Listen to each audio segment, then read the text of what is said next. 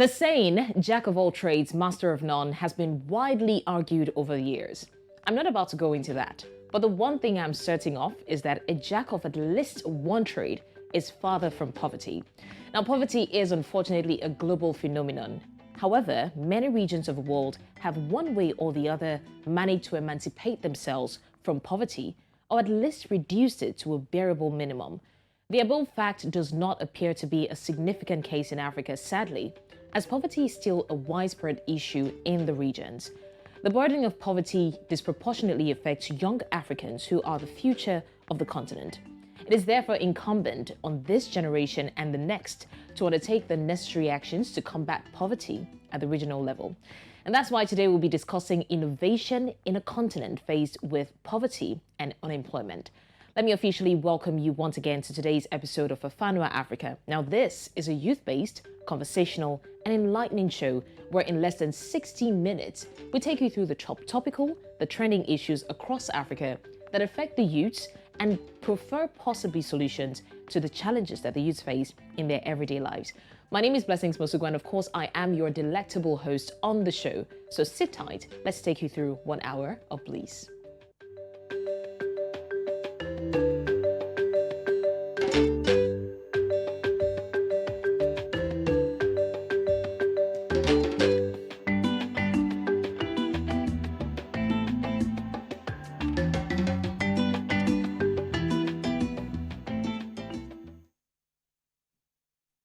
Now, Benjamin Disraeli once said, and I quote, "Almost everything great has been done by the youth." It's often said that youth age is a time of enormous energy. Thus, do not use this time to only speculate about problems, but rather go all out to search for possibilities and solutions to these problems, as the future of Africa basically lies in our hands. Well, that said, it is my pleasure for today's episode to introduce my guests. Well, I'm a lady, so I'm not afraid that it's going to be a men's affair because both my guests are men. Ladies and gentlemen, permit me to introduce serial entrepreneur and founder, Shun Unemployment in Nigeria, Mayowa Ajibodu. Thank you so much for joining us. Thank you very much for It's a having pleasure. me. I've had you on the show before, but Yeah, not in absolutely. person. Exactly. So it's good to see you in person. I'm honored. Thank you so much. You for look having me. amazing, by the way, and it looks Thank like we're you. twinning. Exactly. Was that more planned? more like you said to me that we should put it. I know, right? Okay, well, that was Mayowa. And also we have Kenneth Obayuwana, the global agribusiness consultant in the UK. Thank you, Kenneth, for joining us.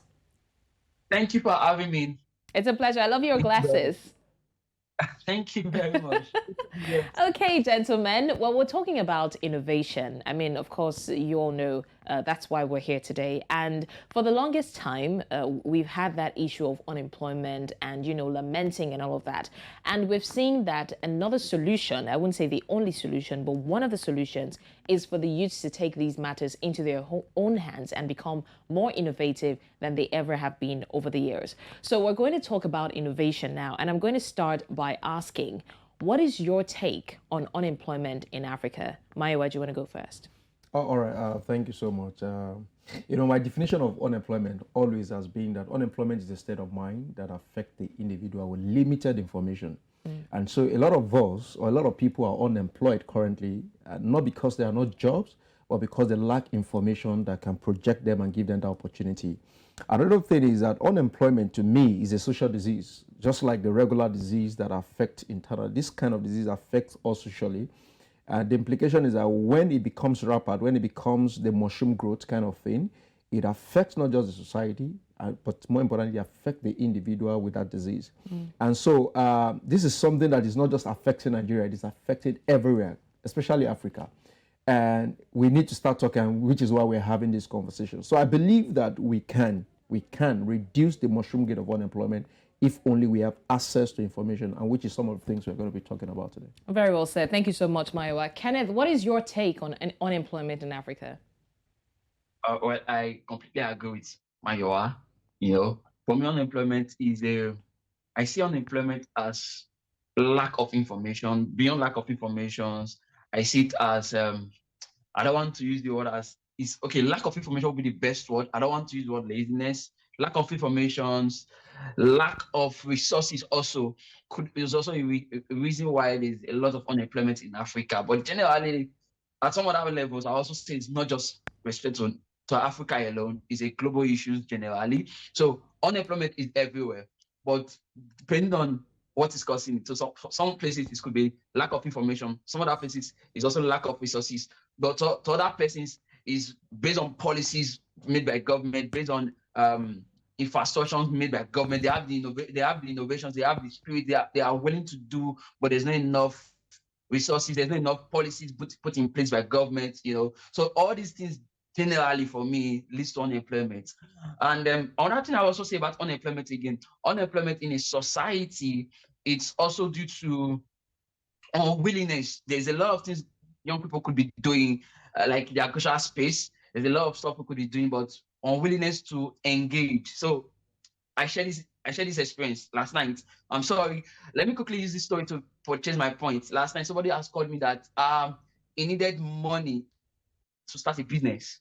And while I was sharing light on it, I just remembered that, there's a company I kind of consult for. They need somebody to come and work, So, and it was like, thank you for the job offer, but I don't want to do that job, Wow. And I was like, but he needs money. Do the job, but he needs money to do almost similar work. He said, no, I don't want to do the job because, of course, I'm into the agricultural space and all I do is around agriculture. So I just remembered, there's a company I consult for in Nigeria, almost in your location. They need people to come and work there. I could kind of put a reference for you, like put a word for you to go there and work.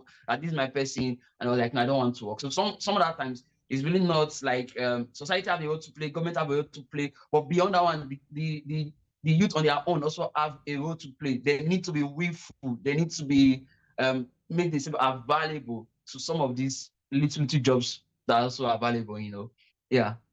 Well, I mean, very well said. I would like to pick you up on what you said about the lack of available resources. Do you think that's the case for Africa? Because, I mean, Africa is one of the richest continents in the world in terms of resources. So is it because we don't have the resources, or we do not have the refined resources or the available manpower to handle these resources, or we do not have, what do I say now? The government is not working enough to make these resources useful for the country at large. Which is the case?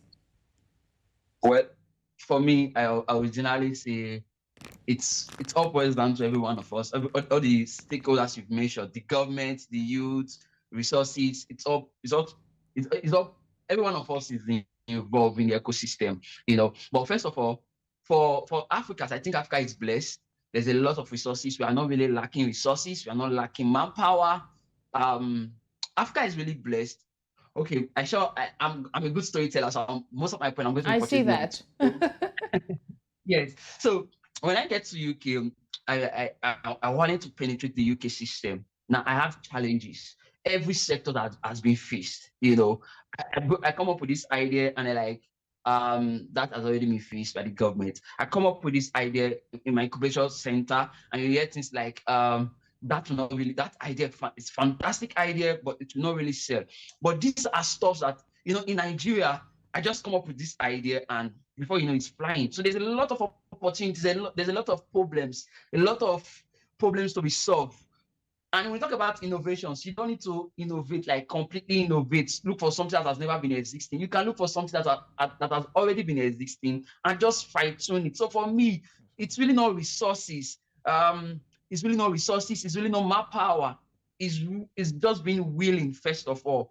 And when you are willing, you take yourself into the room of maybe try to innovate or try to create what has already been existing and just improve on it. Find a way to improve on it. Almost anything in Africa can work. There's a lot of problems to be solved in Africa. A lot of problems to be solved in Africa. You understand? But when I left Nigeria, I realized that there was so much opportunities in Nigeria. A lot of opportunities. So it's not resources, it's not more power. I still boil down to willingness. Right. When you are willing, you could be able to take the space. Yes, there's a role for government to play to support the youth. There's a role for government to play. I agree. But however, if you live in Africa, I don't think you should wait for government. Right. I really don't think you should wait for government. Yes. All right. Thank you so much for that, Kenneth. We'll get into the role of a government very shortly. But before we do that, we have some youth who have something to say about this issue. Don't forget, it's a youth program, and would like to hear their own voices regarding the issue of innovation and employment generally. Do take a look.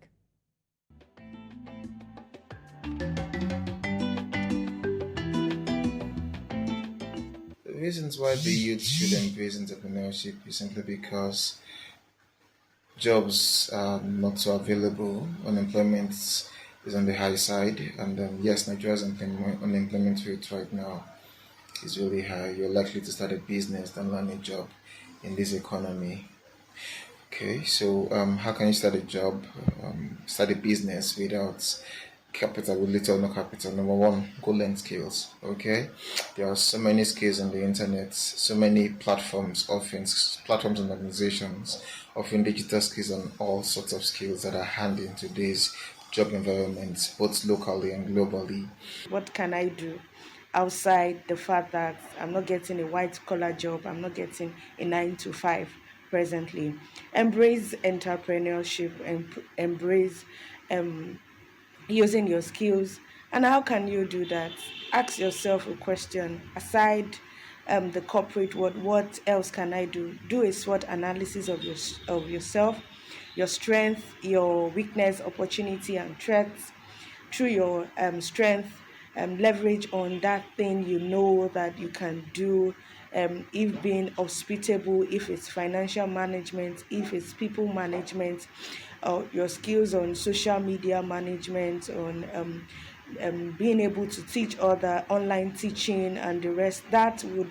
Starting that kind of a business would not need so much of capital. Entrepreneurship is the ideal career for the youth in our world today. Now, why do I say so? It requires little or no capital involvement, and it's so easy to run in these days. Now, when you say entrepreneurship, youth then used to think about, do I have to go to the market to begin selling? Do I have to do this, do that? But now, with the use of technology, entrepreneurship has been made very, very easy. One of the ways in which people can start a business with little or no capital is by freelancing. So as a freelancer, you can be writing or doing graphic design work, and with that you can be able to make money, make ends meet. It may not be coming very fast at the beginning, but when people begin to see the good works they are doing, they start recommending you.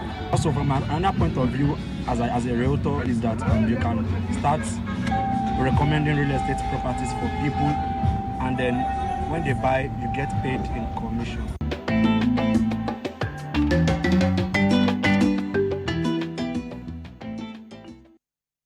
Well, I mean, these were fantastic suggestions by the youth, and the fact that we're getting these suggestions mean that a lot of youth know what to do at this time, but that doesn't mean that we won't be discussing it on this show. I still have my guests with me, Mayowa and Kenneth. And Mayowa, I'm going to ask you now, what do you think the youths can do to fight poverty and unemployment? All right, they should just get started, okay? So if I'm to share my personal experience, I think it's very, I remember coming to Lagos in 2013, and I, for once, have not believed in writing CV, looking for jobs. I've always loved to do my stuff. And so I started a business with just 100 naira, and I think I've shared this also here before.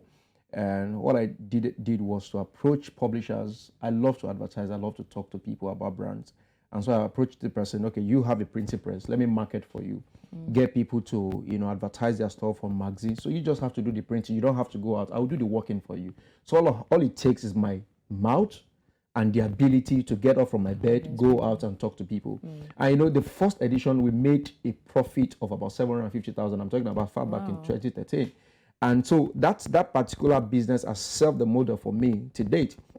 All the businesses I've ever done has nothing to do with finance, really. I recently went to a new environment, environment that is highly regulated. And then I started a business in less than 2 days, right?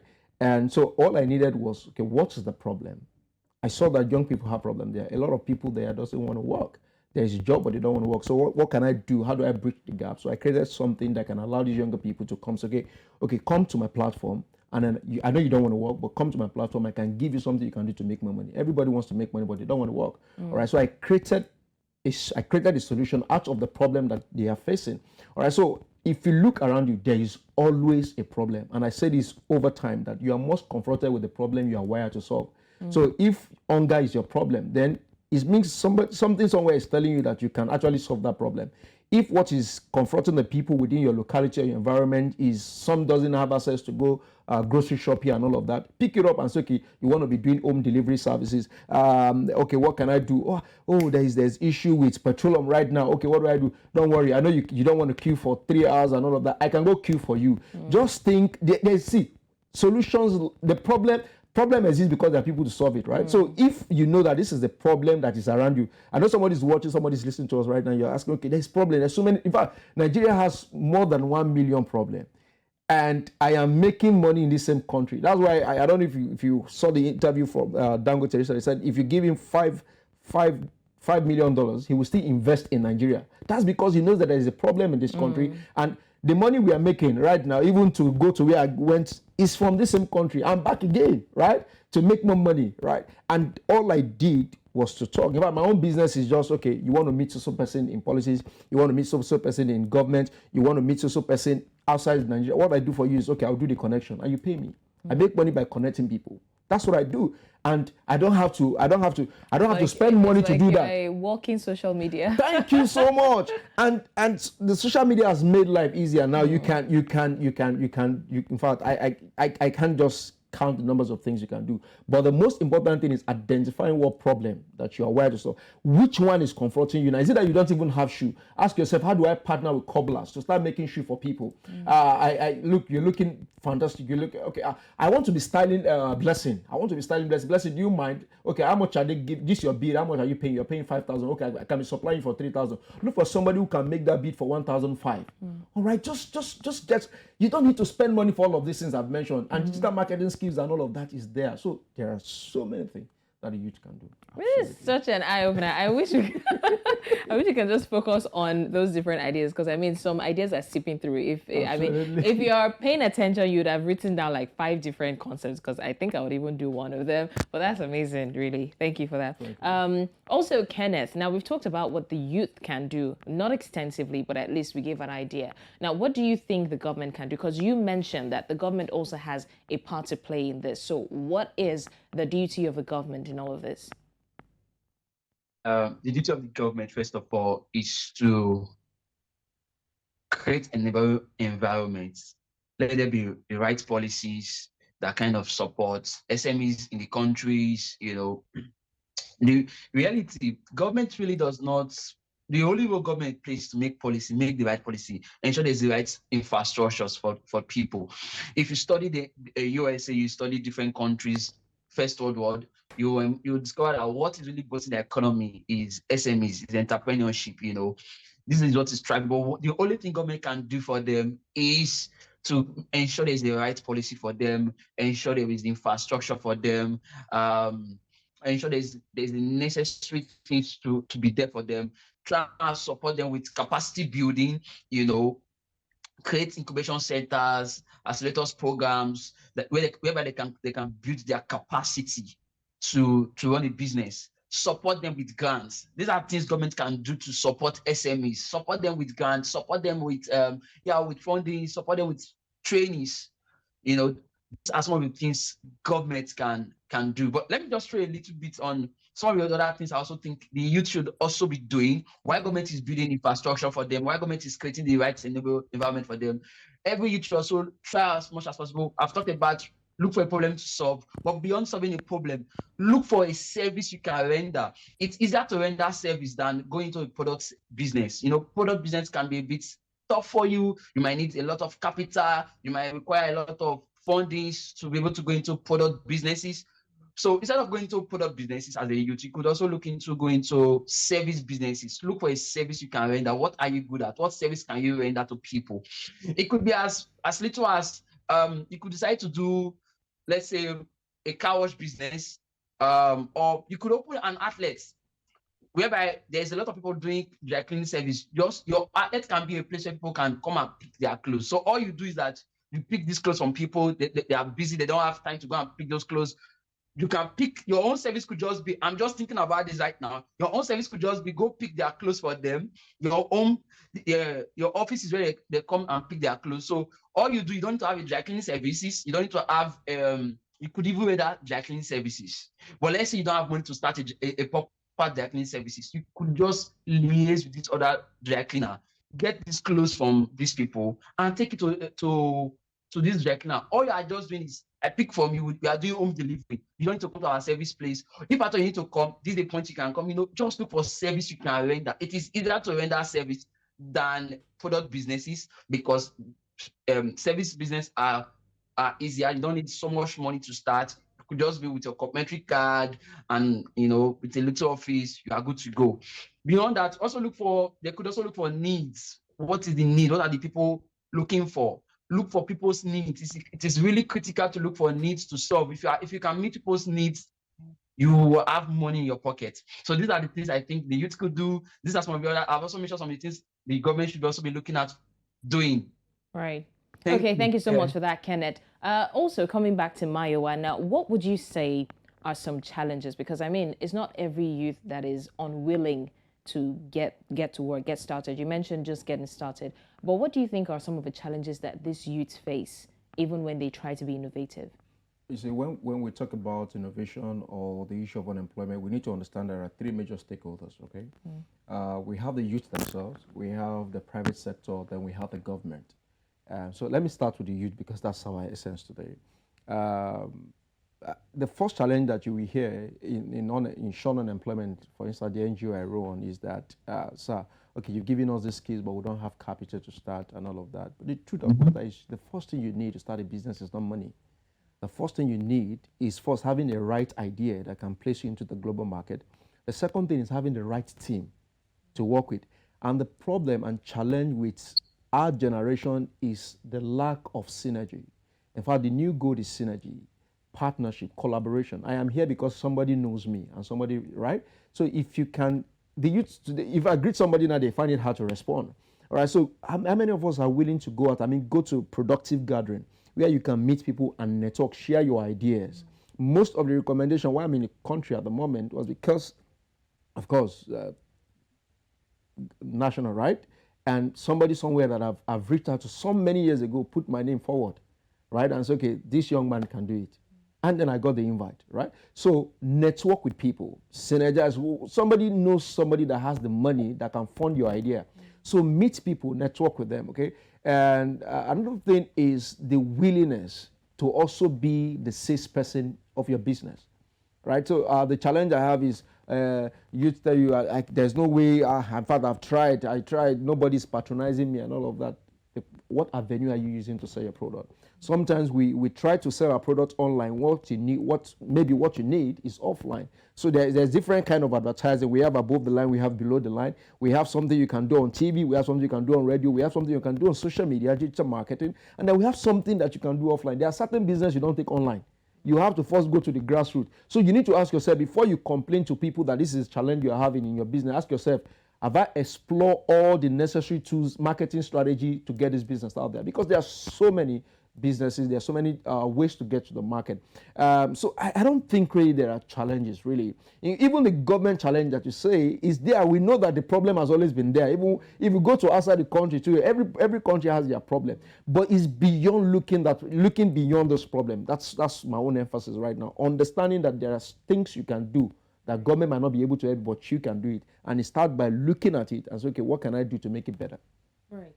Okay. Well, I mean, this show is buzzing with ideas, honestly, if I do say so. But anyways, Kenneth, now, would you say that with the advent of social media, the youths have become too distracted to be creative? I remember we were talking about this on this same show some time ago, that social media has made the youth so distracted that some people even find it hard to find themselves in the midst of all the distraction, the posts, the feed, the social media and all of that. Do you think that the youth have become too distracted to be creative? I don't think so. I don't think it's social media. What the youth need to do is master how to use social media properly. I'm trying to remember this documentary. I can't recall again. There's a documentary I watched some time back. It's called Social Dilemma. I guess Social Dilemma. Now, when you watch that documentary, you understand how to use the social media properly as a youth. So on that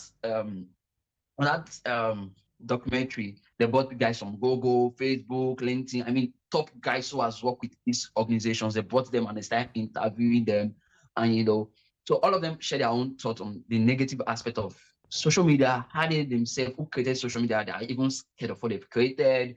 And and they share some thoughts on how you could use social media properly. So I don't think that social media is distraction. No, I think every one of us, generally, because I say every one of us, because I'm a youth, so every one of us should just be creative on how we use social media.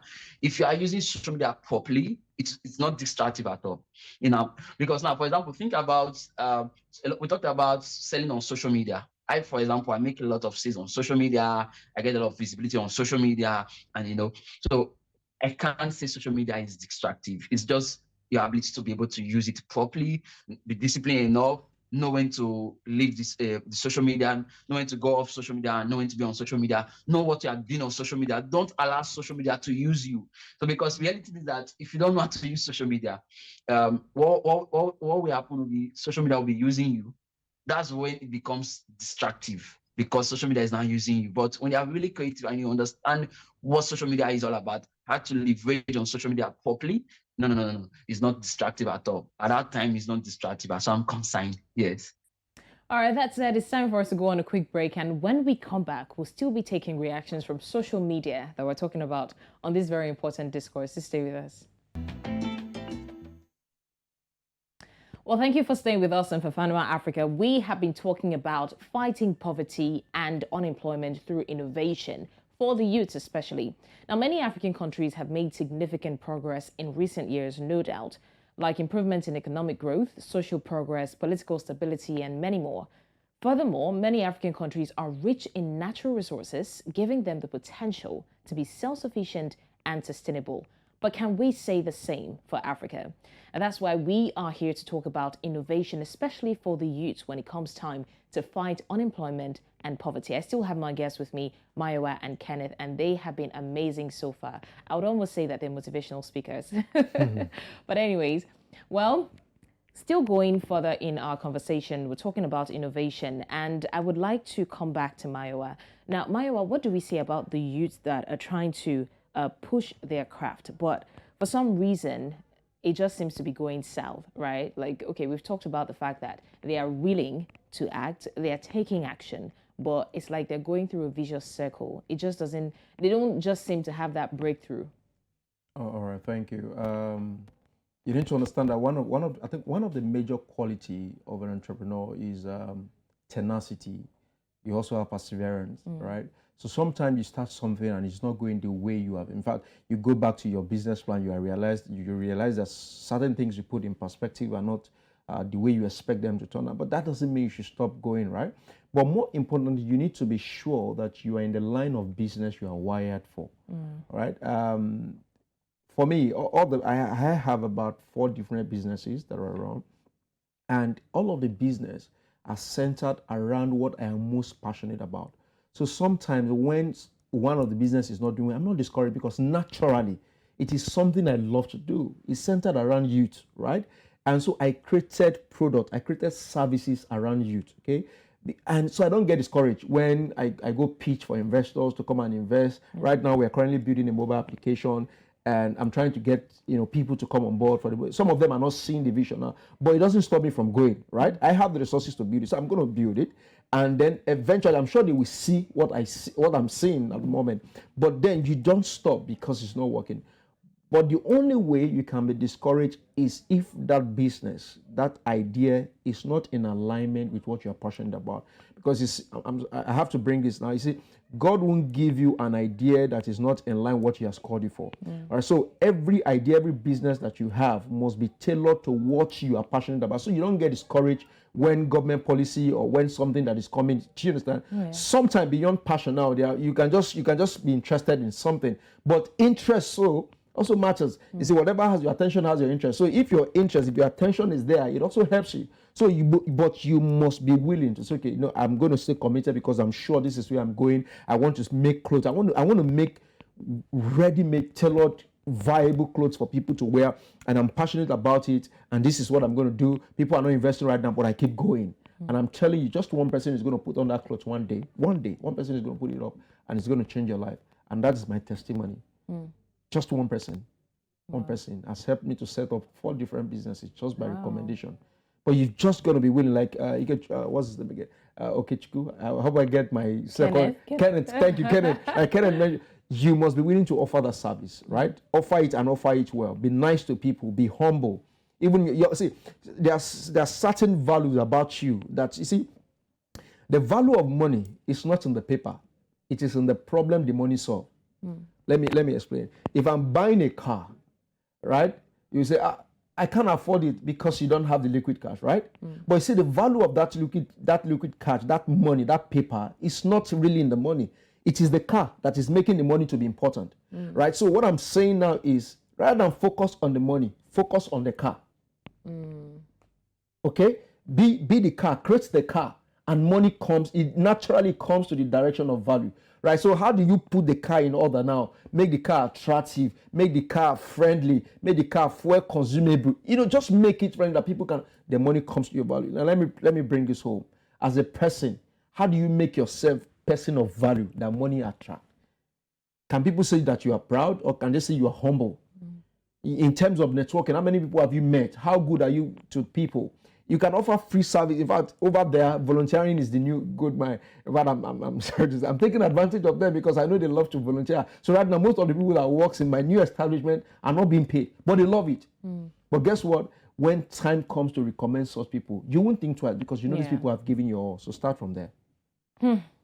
Whoosh. Okay. I'm tempted not to continue because even I mean, the bullet is hitting me small. So I just want to sit somewhere and just sulk and think about my life and, come up with something great. But that is fantastic, really. Thank you so much for that. Now, Kenneth, several times the governments across Africa make promises regarding youth empowerment, but they don't seem to go through with it. What are your thoughts on that? When it comes to government, I try to be it's a very sensitive topic anyway. For me, I try to be very careful. Anyway, I've been an entrepreneur in Nigeria, and I've seen a lot of promises government made that didn't come true for reason best known to them. I had a time where government implemented Shun organizations, very renowned organizations, was empowering entrepreneurs, came to my cities, and our government worked with them. Fantastic plan. We got trained, and after the training, they promised to empower everyone of us with 2 million. Government even snapped pictures with us, frame it in the government office as though we've been empowered with 2 million, 40 of us anyway. And then when the government was going to campaign the next year, they went ahead to use our pictures to campaign as 40 young people with empowered. So I've seen stops in Nigeria. I really don't know why policies fails in Nigeria. Our government are not accountable. We can't really hold them accountable. They are not responsible. They just make policies here and there.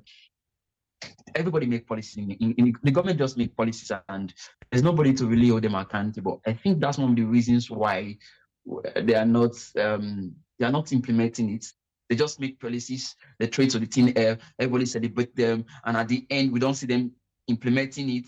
Even though they start at the beginning trying to implement, we don't see them implementing to the end. And beside that they don't implement to the end, there's nobody holding them accountable. Who's questioning them? Who's putting them into check? So they're not responsible enough to take the discipline as a government to implement to the end of the policy. So because nobody's even holding them accountable, because it's the government. So they're saying after God is government. Because after God is government, there's nobody that questions them in Nigeria or in Africa, so to say. There's nobody questioning them. There's nobody putting them into check that, you said this policy, we are going to put it into place.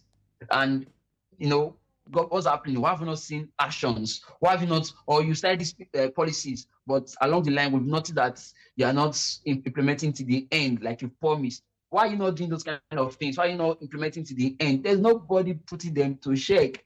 So these guys just make policy, throw it to the thin air.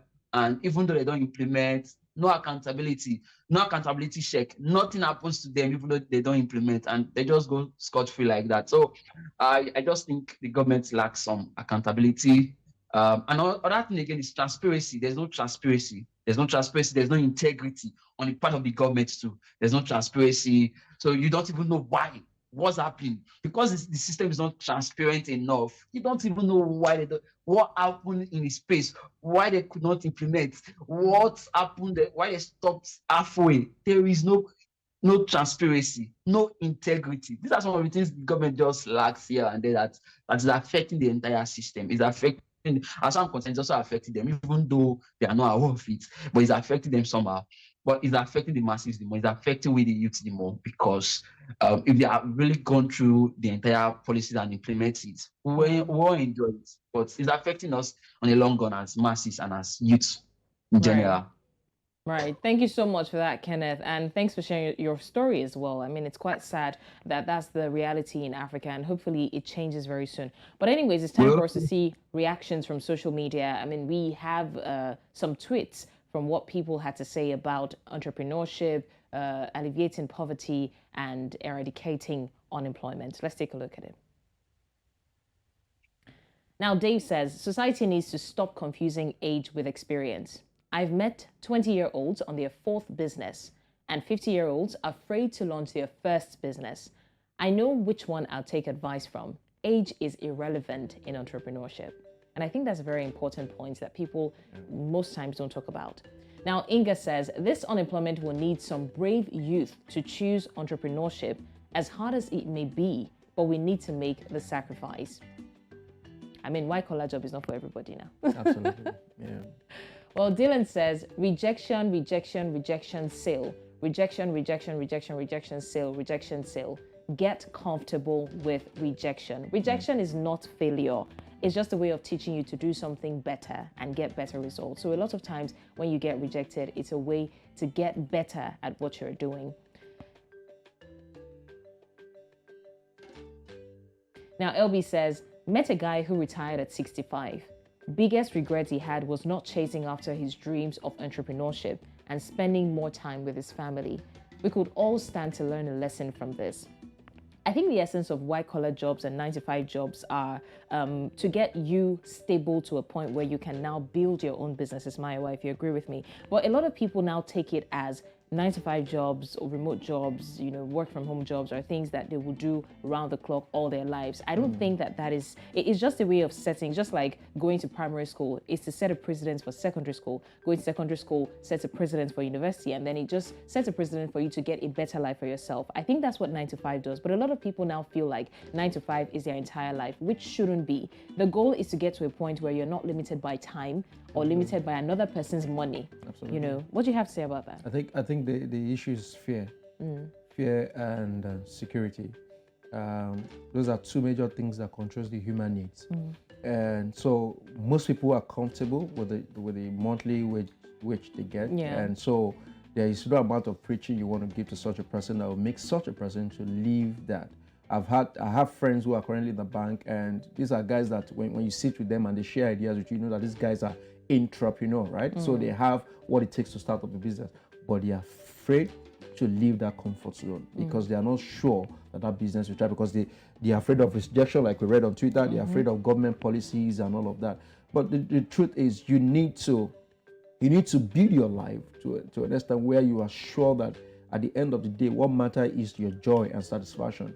Working for people really gives you the money, but if you're looking to have that comfort, that comfortability in the future, then you might be thinking of all the things aside just working 9-to-5. Right. All right. So you need to start thinking of investment. You need to, which is the new thing right now, invest. So if you don't want to start a business, there's also business in investment. All right. So you can be working and then you can be investing. And if you cannot invest, look for people you can invest in their businesses and all of that while you are doing your 9-to-5. And I was going to say this, why my my co-guest was speaking earlier that you see, government have institutions, right? Institution also makes up government, and sometimes government have good intention. In fact, that's why they come up with manifesto, tell you this is what they do, and they approve certain budget. But you see, because I have similar issue right now, we just did, okay, I have similar issue, but the truth of matter is that some of those people in the institution is the problem, not the people in high portfolio that give out the budget. So those institutions need to be held accountable. They need to see that the life of people matter. So not just paparazzi, not photo ops. Okay, thank you so much for that. Kenneth, do you have anything to add to that? maybe the only thing I'll add to what he just mentioned was the last part he talked about. Yes, I agree. Might not really be the government. It could be the stakeholders working with the government. Now, my experience I shared was, I think there was experience I had again, same with government, but this time the person who was supposed to make the payment, one of the SSA, he was looking for a court, and it was not like that particular money was not this other one I'm talking about now was not I won't see it as it was more like a loan from the government. Yes, that's the best way to pay, but loan interest free for us, for those entrepreneurs in that particular that was selected for that particular budget. But the SSA was like, it needed a court. So some of us came up and was like, we can't give you a cut because we are going to pay. They were like, no, this is your national cake. And some persons disagree that we can't allow you to take from our money. If the government will give us, let it be, we are using for our own business. Why the other persons also disagree and said, no, let him just take. If he take, that means we will not pay. But you see, all this whole argument we are having boils down to transparency. I'm telling you true story. It boils down to transparency. There was no transparency in the whole system. Some persons believed that the government, in the mind of the government or the governor per se of that particular state, they've agreed that, the government might have think, I've allocated this money. They didn't even know that the money did not get to the entrepreneur, Yeah. But all these things still boil down to transparency. The system is not transparent enough. If it was transparent enough, the government would be aware that these guys, I want this money to get to them. Same things happening in the agricultural sector. So government want to do subsidize, let's say, they subsidize fertilizers, they subsidize seedlings for us. The agricultural space, they subsidize some of all these things for us. But the real guys, the real farmers, they're not getting these things. Do you understand? The reason why they are not getting it, and the government might really not be aware that they are not getting it. The government might have, they have good intention. They've approved this stuff that, give them fertilizers, give them subsidized fertilizer for them, subsidized loan for them, give them micro loans to farmers in Nigeria. But the real farmers are not getting it. And you'll be wondering, who are not getting it? Because you will see a long list of people that the government have given this thing to. But the real farmers are crying. They're not getting this fertilizer. They're not getting these seedlings. But all these things still boil down to transparency. The system is not really transparent enough. Of course, the system lack integrity. But another thing I want to also say for the youth, now we understand the system is like this. We can't give up on government. We have a role to play. Come up with your policy. Because if you are not involved in these things, government will be there making policy that will be affecting you. So come up with your own. Look for an organization you can join. Look for a body you can join, like a recognized body in your sector, in that sector of your business. Look for a union sort of that you can join. Contribute to them. Let your voice be heard through them. Don't go with the mindset of you want to eat your own cake. No, go with the mindset of I want to cause a change through this organization I'm part of. Then try and see how you can influence the policy. Because if we don't influence this policy, the government, they don't have any business idea, they've not done any business. So they'll just be making policies on our head that will not favor us. So we all have to be there. That's part of what I'm trying to do on my own industry. I'm trying to take over the system. I'm trying to, implement policies send policies to the government that they can implement for free. Right. Yeah, thank you. Yeah. All right. Thank you so much for that. I want to use this opportunity to thank my guest, serial entrepreneur and founder, Shun Unemployment in Algeria, Mayowa Ajibodu. Thank you so much for being a delectable guest. Thank you. And also Kenneth Obayuwana, global agribusiness consultant in the UK. Thank you so much, Kenneth, for being an amazing guest.